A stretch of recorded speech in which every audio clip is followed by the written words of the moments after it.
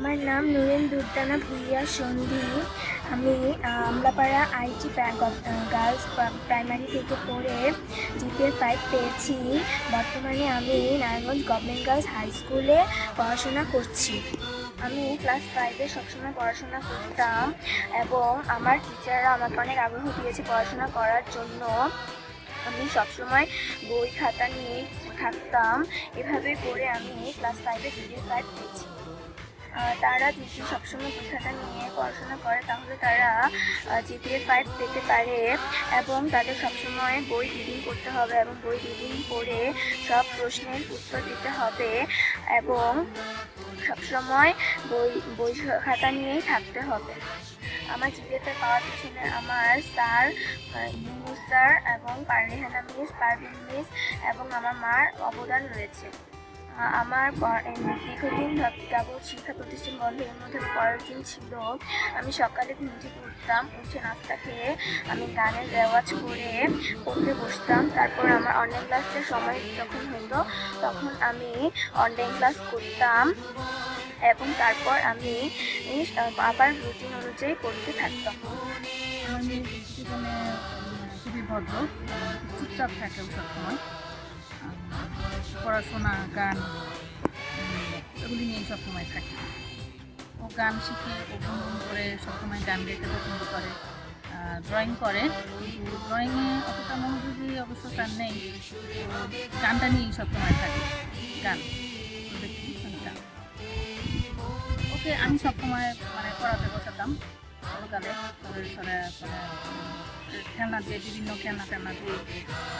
আর সবচেয়ে বড় কথা হচ্ছে মূলত ওই গান দিয়েই তার পড়াশোনা।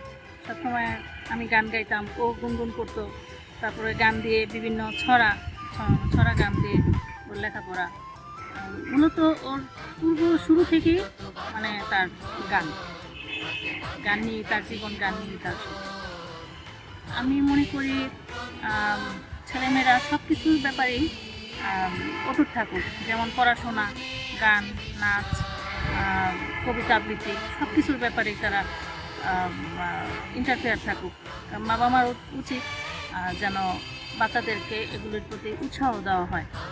আমার মনে হয় এগুলি যদি থাকে, পড়াশোনাও করে, তাহলে বাচ্চাদের ভবিষ্যৎ উজ্জ্বল থাকবে। খুব ভালো চোখে দেখতেছি।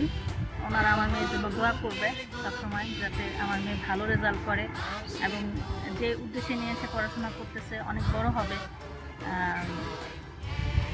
আমি তো মূলত পড়াশোনা প্লাস গান নিয়েই সবসময় সর্বদিক দিয়েই গান নিয়েই আমার মূল উদ্দেশ্য হচ্ছে গান নিয়ে মেয়েকে যত দূর যেতে হয় আমি মা হিসাবে তাকে নিয়ে যাব।